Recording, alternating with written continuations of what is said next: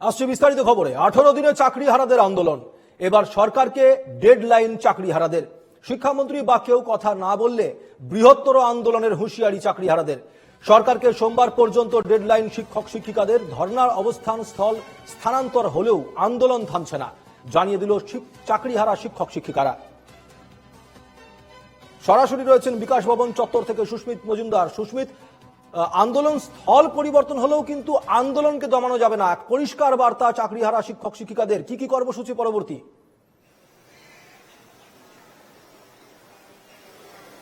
দেখো, একেবারেই কিছুক্ষণ আগেই এই চাকরিহারা শিক্ষক শিক্ষাকর্মী যে তারা একটি সংগঠন ইতিমধ্যে তৈরি করেছে তাদের পক্ষ থেকে, এবং তারই পরিপ্রেক্ষিতে তারা কিছুক্ষণ আগেই প্রেস বিবৃতি দিয়ে তারা জানিয়ে দিয়েছেন আদালত তারা অবমাননা করবেন না। আদালতের যে নির্দেশ, সেই নির্দেশকে তারা যথেষ্টই সম্মান জানিয়ে তারা এখান থেকে সরে যাবেন। তার কারণ বিকাশ ভবন একাধিক অফিস রয়েছে, সেই অফিসে যারা কর্মী রয়েছেন তারা যাতায়াত করবেন সেই কারণে, এবং তাদের পছন্দ মতন জায়গায় বইমেলা প্রাঙ্গণের বাইরে সেই জায়গাটা তারা বেছে নিয়েছেন। কিন্তু একই সঙ্গে ডেডলাইন বেঁধে দিয়েছেন, অর্থাৎ আগামী সোমবারের মধ্যে যদি শিক্ষামন্ত্রী বা শিক্ষা দপ্তরের উচ্চপদস্থ কেউ এসে তাদের সঙ্গে দেখা না করে, তাহলে কিন্তু এই আন্দোলনের ঝাঁজ, এই আন্দোলনের আঁচ আরো তীব্রতর করবেন।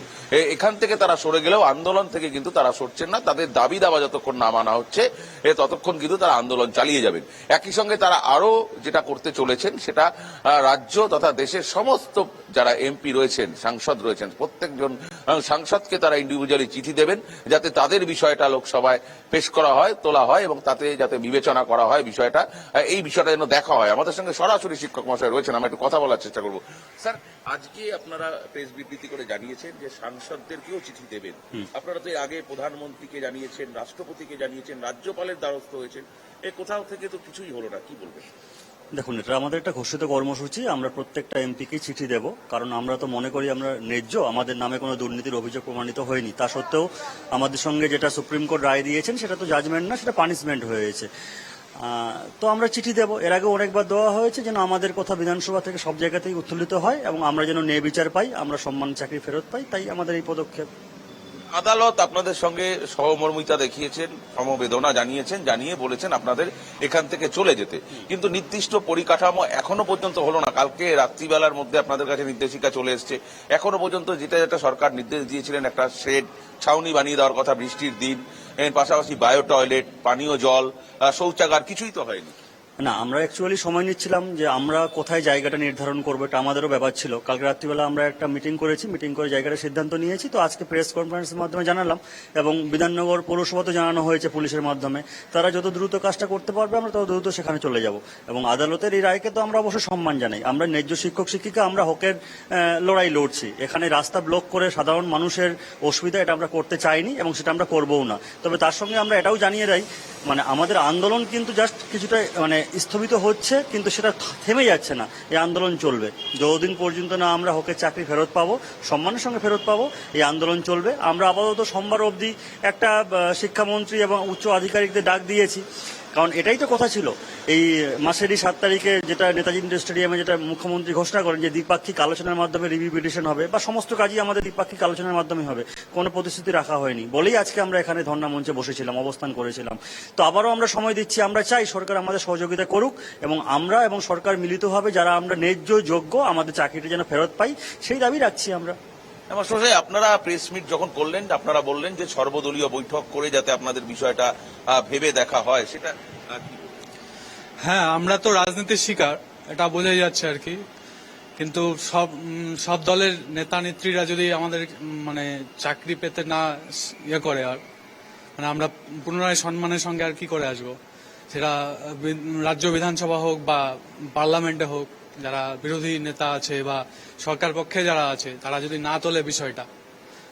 দেখো সুমিত, একেবারেই শিক্ষক শিক্ষিকারা চাইছেন তারা সসম্মানে ক্লাসে ফিরে যেতে, অর্থাৎ আবার সেই চেনা চিত্র চক ডাস্টার হাতে কিন্তু তারা ছাত্র পড়াতে চাইছেন, তারা পথে থাকতে চাইছেন না। স্কুলের ছুটি তো প্রায় শেষ হয়ে যাচ্ছে, আপনারা এখানে আন্দোলন চালিয়ে যাবেন, 200 জন করে বেঁধে দেওয়া হয়েছে, তাহলে কিভাবে সেটা সম্ভব হবে? না, আমরা একটা সার্কুলেট করব, আমরা একটা সেই নিয়মের মধ্যেই সমস্ত জেলার আমাদের পিটিশনার আছে, আমরা একটা সেটা করেই নেব 200 জন করে। এবং সেটার থেকেও বড় ব্যাপার, আন্দোলনটা আমাদের তীব্রতরও হতে পারে। আমরা আপাতত সেখানে যাচ্ছি মানে আমরা সেখানেই অবস্থান করব সেটা নয়।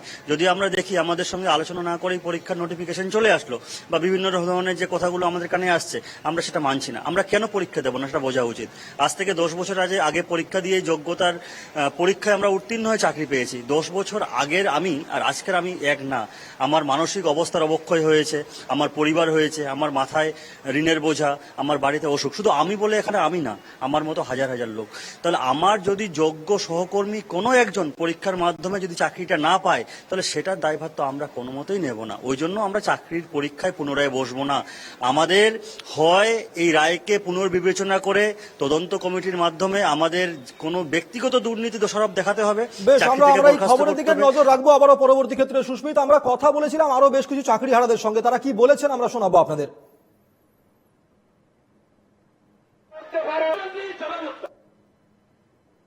আজকে প্রায় 15 থেকে 16 দিন হয়ে গেল। এডুকেশন মিনিস্টার এখনো আমাদের সঙ্গে দেখা করেননি বা কোনো মিনিস্টারই আমাদের সঙ্গে এখনো পর্যন্ত দেখা করেননি। আজকে শনিবার, আমরা আগামী সোমবার অবধি দেখে নেব। আপনারা জানেন যে গত 15 তারিখে আমরা একটা বৃহত্তর আন্দোলন করেছিলাম। তারপর থেকে আমরা কিন্তু শান্তিপূর্ণ আন্দোলনই মানে ধর্ণা দিয়ে যাচ্ছি এখানে। আমরা কিন্তু কোনো রকম আন্দোলনের কর্মসূচি রাখিনি। কিন্তু সোমবারের মধ্যে যদি আমাদের সঙ্গে সরকারের তরফ থেকে দেখা করা না হয়, তাহলে সোমবারের পর আমরা কিন্তু বৃহত্তর আন্দোলনের কথা ভাবতে পারি। এটা অগ্রিম আমরা জানিয়ে রাখলাম। একটা জিনিস বানাতে গেলে সময় তো লাগে। মাননীয় মুখ্যমন্ত্রী সেই বিষয়টা ভাবনা চিন্তা করছেন বা তার প্রশাসন ভাবনা চিন্তা করছে। আর মহামান্য হাইকোর্টের যে রায় সেটা আমরা অবশ্যই গ্রহণ করেছি, মাথা পেতে নিয়েছি, কারণ সেটা আমাদের ন্যায়ের পক্ষেই রায়।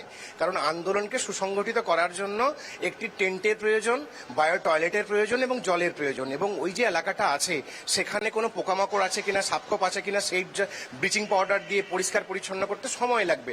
সেটা হয়তো 1-2 দিন প্রশাসন অবশ্যই সময় নেবে। আমরা প্রশাসনের সঙ্গে সহযোগিতা করব। আমরাও প্রত্যাশা রাখবো প্রশাসনের পক্ষ থেকে আমাদের সঙ্গেও যেন অবশ্যই সহযোগিতা করা হোক। ওনাদের সঙ্গে কথা হয়েছে আমাদের, তো ওনারা ওটা করে দিলে আমরা তখন চলে যাব, শিফট হয়ে যাব। এটাই আপাতত ডিসিশন হয়েছে।